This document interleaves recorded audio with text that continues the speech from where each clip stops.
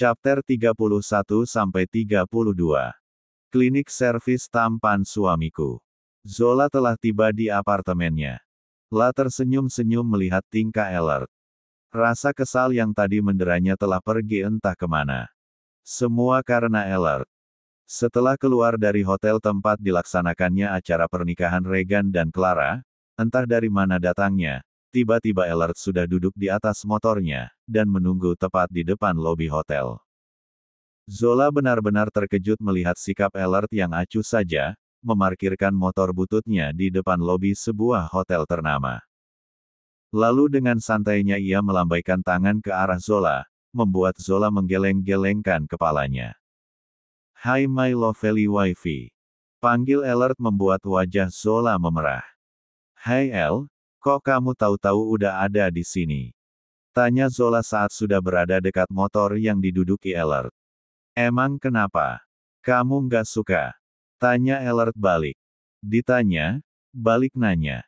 "Dasar nyebelin," desis Zola.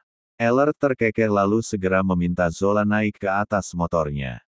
Setelah Zola duduk dengan nyaman di atas motor, Ellert pun segera melajukan motornya membelah jalanan malam dengan kecepatan penuh.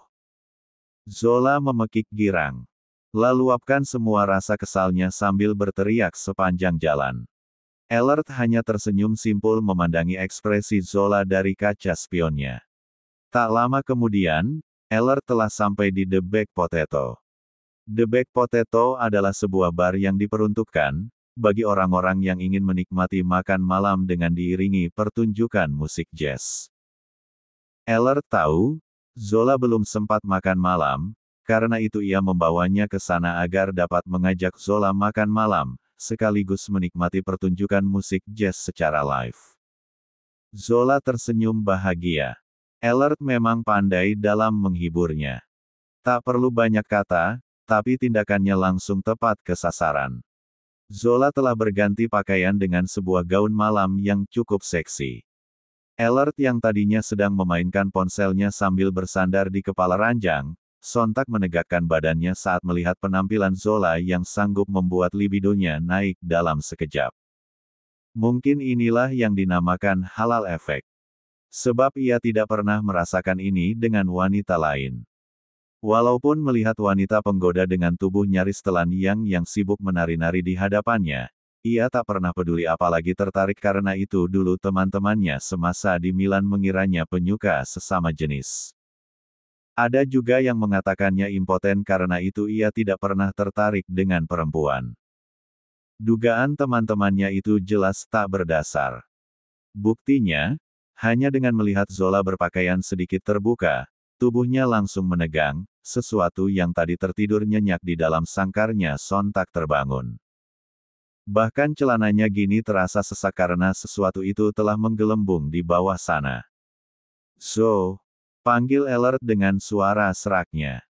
Zola tahu, Ellert kini tengah berkabut goirah. Zola menutup mulutnya rapat-rapat, tetapi kakinya tetap melangkah dengan pelan mendekati Ellert.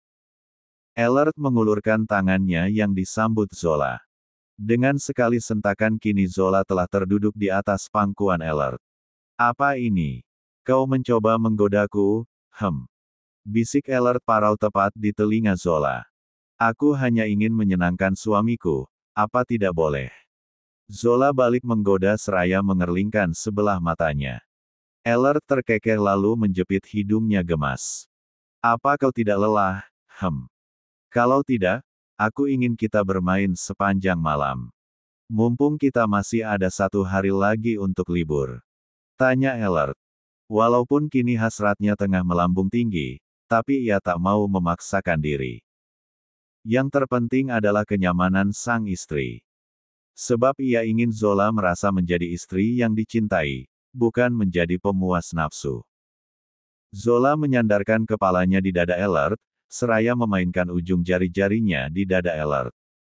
"Sebenarnya lelah," jawabnya. "Tapi, bukannya lebih baik lelahnya sekalian saja supaya tidur kita bisa lebih nyenyak?" Ucapnya malu-malu. Sadar mendapatkan lampu hijau dari Zola, Ellert langsung membungkam bisbir Zola dengan pagutan yang lembut. Elert menyesop bisbir atas dan bawah Zola bergantian. Mereka memang masih pemula, tapi karena mereka melakukannya dengan hati, walaupun masih kaku, tapi kegiatan itu terasa nikmat. Kegiatan itu terus mereka lanjutkan hingga keduanya mencapai puncak tertinggi. Kepuasan tercetak jelas baik di wajah Elert maupun Zola. Zola menunduk malu saat merasa ditatap intens oleh Elert. Lalu Elert mengusap peluh yang mengalir di pelipis Zola kemudian mengecupnya mesra. Terima kasih sayang atas semuanya. I love you. Ucapnya tulus. Zola hanya tersenyum simpul, tanpa bisa membalas ucapan Elert. Bukan tak mau membalas, namun ia belum yakin dengan perasaannya. Tapi ia yakin, cepat ataupun lambat, hatinya pasti akan tertaut pada Elert, apalagi Elert selalu bersikap manis padanya membuat dirinya selalu melambung tinggi. Masa cuti Zola dan Elert telah berakhir. Kini mereka telah kembali aktif bekerja. Mereka pergi ke kantor sendiri-sendiri, untuk menghindari banyak pertanyaan dari orang-orang. Tapi saat keduanya berpapasan di kantor, mereka selalu saling melempar senyum membuat orang-orang bertanya-tanya, apa hubungan keduanya apalagi banyak karyawan Sopalova yang tahu, Elert merupakan pria yang tak tersentuh. Hai, boleh kenalan. Seorang karyawan wanita mendekati Elert, dan mencoba mengajaknya berkenalan.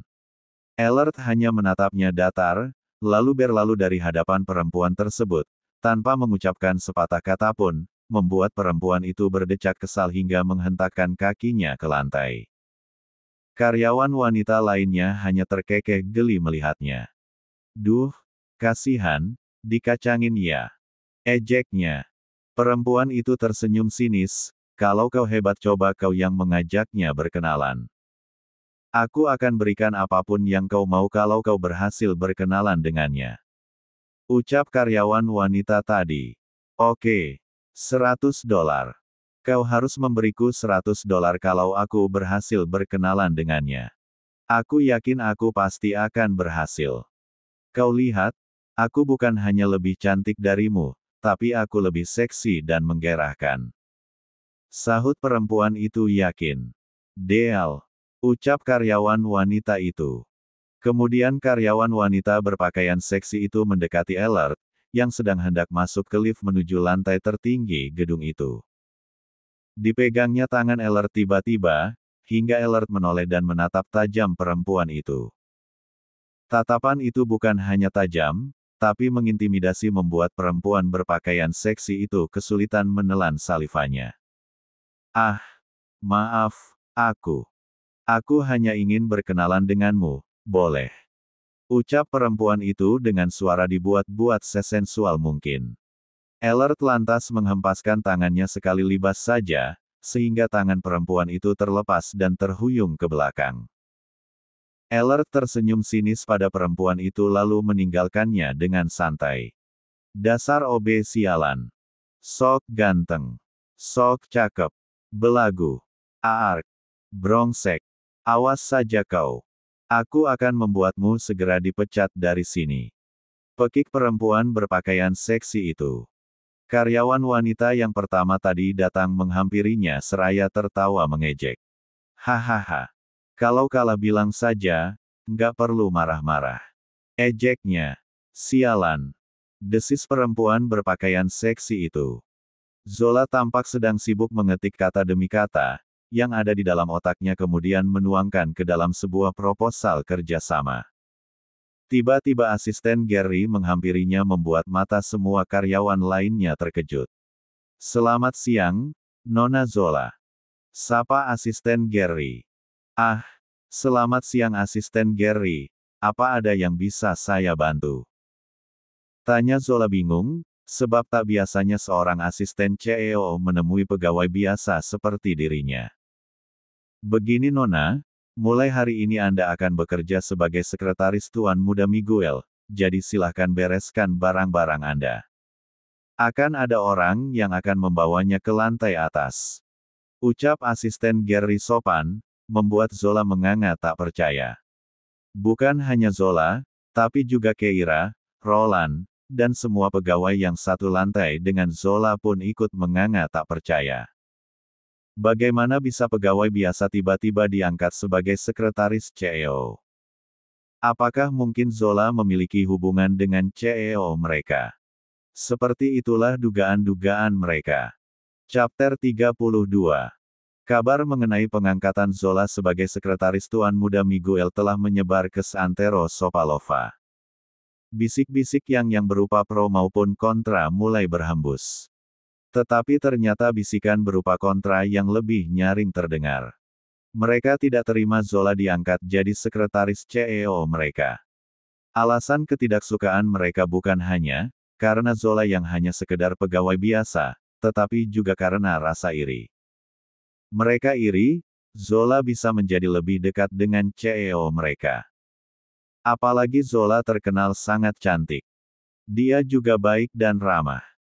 Tapi karena rasa iri dan dengki, mereka jadi membenci Zola. Padahal Zola tidak pernah sekalipun berbuat tidak baik pada mereka, tapi mereka tetap saja tidak suka. Awalnya mereka semua biasa saja, tapi karena ada yang memprovokasi mereka jadilah mereka mulai tidak menyukai Zola. Sialan, umpat Clara. Bagaimana perempuan itu bisa diangkat jadi sekretaris Tuan Muda Miguel?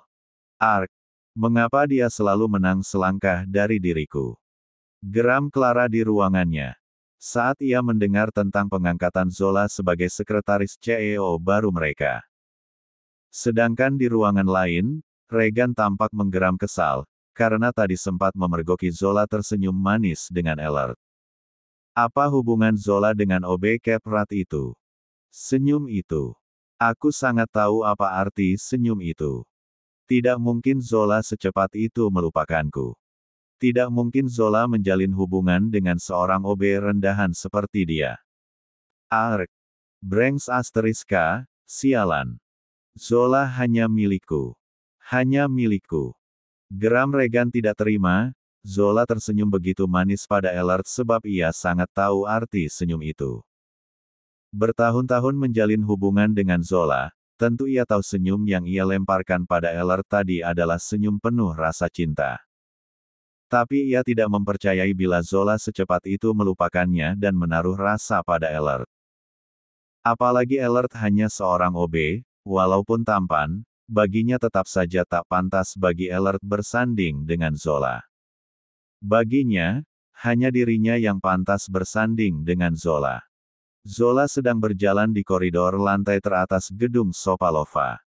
Sepanjang perjalanannya, matanya sibuk menyapu ke setiap sudut ruangan mencari keberadaan Ellert. Tapi hingga ia berada tepat di depan ruangan sang atasan yang merupakan CEO Sopalova, Zola tak kunjung menemukan keberadaan Ellert membuatnya mengerutkan dahi. Ellert kemana? Kok tidak ada? Apa Tuan Muda Miguel menyuruhnya melakukan sesuatu? Gumam Zola pelan setibanya di depan pintu ruangan CEO. Zola. Tegur asisten Gary saat melihat Zola hanya terdiam di depan ruangan CEO mereka. Kau mencari sesuatu? Tanya asisten Gary. Apa Anda melihat Ellert, Tuan? Dari tadi aku tidak melihatnya. Tanya Zola pada asisten Gary. Asisten Gary tersenyum simpul mendengar pertanyaan itu. Tak menyangka, penyamaran Ellert bisa sesempurna itu, hingga Zola pun tidak menyadarinya. Mau sampai kapan kau main kucing-kucingan seperti ini, Gumam asisten Gary dalam hati. Asisten Gary. Panggil Zola membuat Gary tersentak. Kau mencari Ellert ya? Ellert sedang diminta Tuan Muda Miguel melakukan sesuatu, tapi aku tidak tahu apa. Jawab asisten Gary. Ya, kalau kita sedang berdua atau bertiga dengan Ellert, panggil saja aku Gary, tidak perlu ada embel-embel asisten di depan namaku, pinta asisten Gary yang diangguki oleh Zola. Kau ketuk saja pintunya. Tuan Muda sudah menunggu kedatanganmu. Ucap asisten Gary sebelum berlalu dari hadapan Zola. Zola pun segera mengetuk pintu ruangan CEO. Tok tok tok. Masuk. Terdengar suara Tuan Muda Miguel dari dalam. Zola terdiam di tempat saat mendengar suara itu. Antara yakin dengan tidak, ia merasa sudah sangat familiar dengan suara itu, seperti suara. Ah, tidak mungkin. Gumamnya pelan. Lalu Zola pun membuka pintu dan memasuki ruangan CEO. Selamat siang Tuan.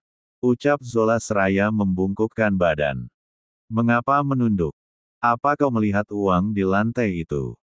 Ucap Tuan Muda Miguel datar, padahal ia sebenarnya berusaha mati-matian menahan senyum, melihat wajah Zola yang memerah karena malu. Zola pun mengangkat wajahnya hingga mereka saling bertatapan. Astaga mata itu. Ah, tidak mungkin.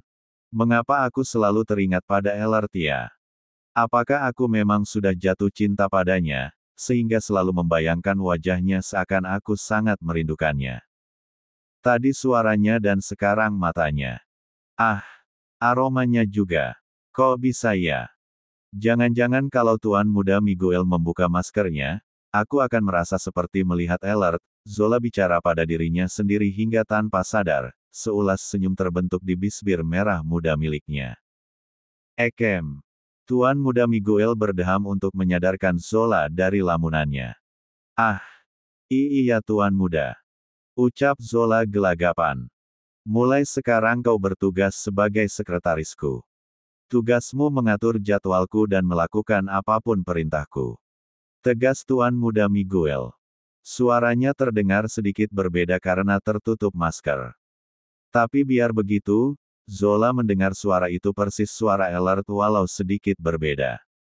Untuk lebih jelasnya, nanti Gary yang akan menjelaskan. Sekarang silahkan ke ruanganmu di depan sana, ucap Elert. Zola mengangguk, baiklah, Tuan. Saya permisi dahulu. Ucap Zola lalu ia keluar dari ruangan itu. Elert menghela nafas lega, lalu segera membuka maskernya. Sesaknya. Maafkan aku, Zo. Belum saatnya kau tahu siapa aku sebenarnya. Gumamnya pelan seraya mengawasi Zola dari laptopnya. Ya, di ruangan Zola telah ia pasang CCTV yang hanya bisa diakses dirinya sendiri. Jadi ia bisa mengawasi apa saja yang dikerjakan wanitanya tersebut. Seperti saat ini, Elert sedang mengawasi Zola yang tengah menyusun barang-barang miliknya. Elert tampak tersenyum sendiri, entah bagaimana reaksi Zola saat mengetahui dirinya adalah suaminya sendiri.